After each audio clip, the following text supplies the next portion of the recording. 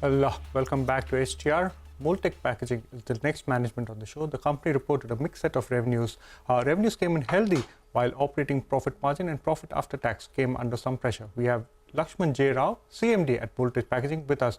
Good afternoon, Mr. Rao. Thank you so much for joining us. Volumes in the quarter gone by are closer to the 7% mark. For the full year, you had earlier given a guidance of 15%. Will you now be trimming down your volume guidance expectations for FY25? Yes, we initially thought we'd be able to reach 12 to 15% volume growth, but there were some hiccups in our printing capacities. The machinery which was ordered, expected to be here by April, May, just getting arrived in December. So that is 4 to 5 months, there was a change in the configuration, and the printing machines have delayed our growth to some extent. 3 to 4% growth is at least gone due to that. Mainly because the silver line here is there is a good demand for IML products. If you notice, from 65% last year, 66% in Q2, it now becomes 72.36%.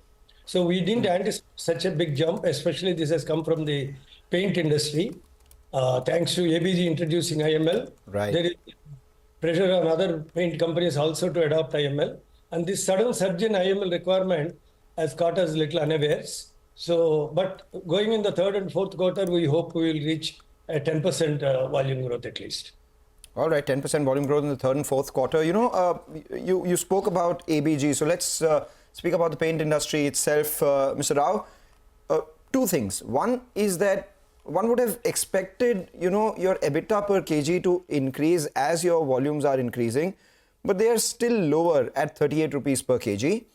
And the second part, you produced almost 1,700 tons in the first half for Grasim.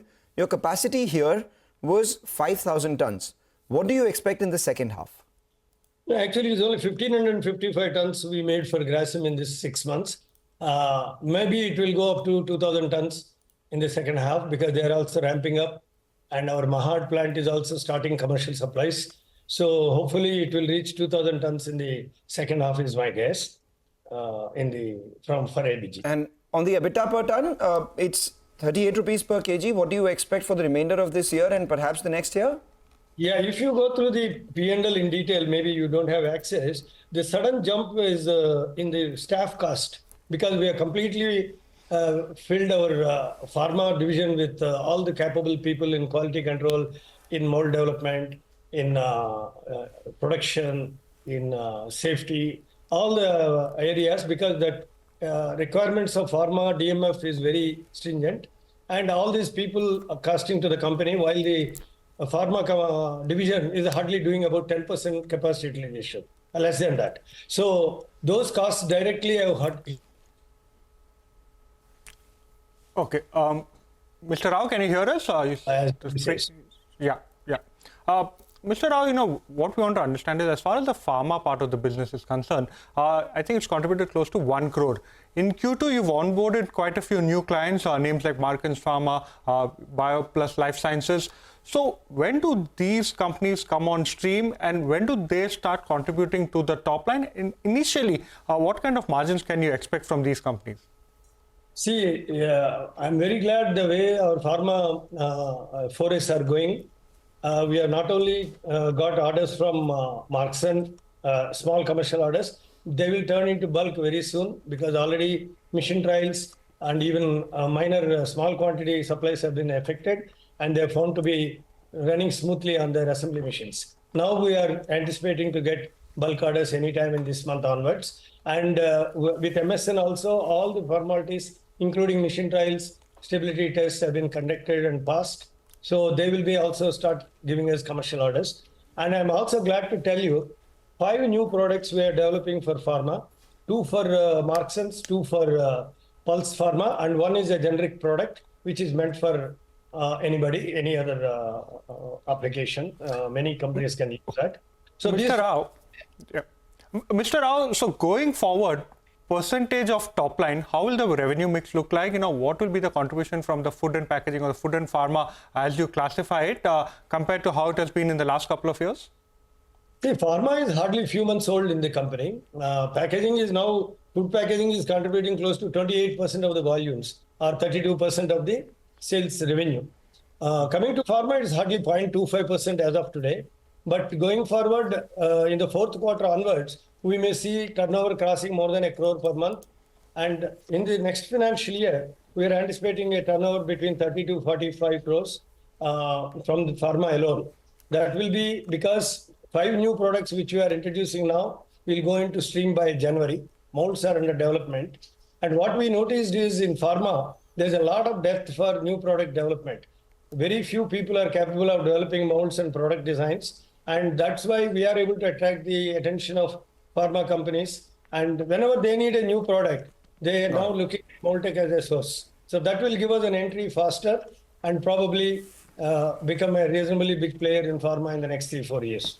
All right, 35 to 40 crores. What is reasonably big according to you? I mean, 35-40 crores is the next year target. 1 crore per quarter, 1 crore per month is the Q4 target.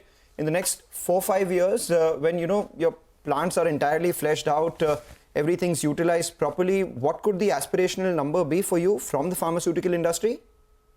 3-4 years, we should be somewhere around 150 to 200 crores turnover coming from pharma with a EBITDA margin close to 30%. All right, EBITDA margin close to 30% with 150 to 200 crore coming in. And because of this capex that you've done in pharma, along with the capacities that you've put for, ABG, etc., your asset turn has gone lower than the industry average of 2.5. When does that come back to 2.5? And what is your peak revenue likely to be once all the capacities are on full stream? See, at 2.5 times, which probably might happen in 25-26 or 26-27, we'll be able to reach more than 1,000 crores turnover because our assets are more than 440 crores as of now. So 2 to 2.5 times we'll be able to achieve in this third year because the first year is currently happening. 100 crores investment has happened in pharma, another 15-20 crores has envisaged in the next few months. So these 120 crores will start contributing only after 1-2 years. So by 26-27, we should be in the vicinity of 1,000 plus crores turnover with better EBITDA because of pharma contributes higher EBITDA per kg. Okay, give us a sense of the pricing pressure. Are you seeing, exaggerated pricing pressure as far as the paint segment is concerned? Definitely, paint is a very established product line. Pails are there for the last 40 years. We are the people to bring the pail concept to the country in 1990. So almost 35 years have gone by and several product manufacturers have come up in different corners of the country. But all the top leading companies, they rely on Mold-Tek, Hi-Tech and companies of that caliber. So, and in IML, we stand heads and shoulders above the rest of the crowd. So that is where we still continue to maintain our market share in the paint industry. Take that point. Thank you so much for joining in. We got 2 headlines. Over the next few years, you'll have 150 to 200 crore revenue coming in from, pharmaceutical with 1,000 crore top line over the next couple of years with even better margins as pharmaceutical contribution increases. In the second half of this year, you're expecting volumes to pick up near double digit along with 2,000 tons being produced for the ABG group itself. This quarter, notwithstanding a decline of about 5% is what we're seeing on your stock price. Meanwhile, just keep an eye on KCP Sugar. While we were having that conversation with the management of Mold-Tek Packaging, they reported their numbers. The revenues were lower, but my sense is that maybe the ethanol business has done a lot better for them. KCP Industries, that's the one that should come up for you. An 88% jump is what we've seen in their net profit, led by the EBITDA jump of 53% itself. And there you have it. That stock is up around 4%. So it's KCP, not KCP Sugar. Beg your pardon out there. Take a short break. Come back. We have more on the other side when it comes to the markets and individual stocks.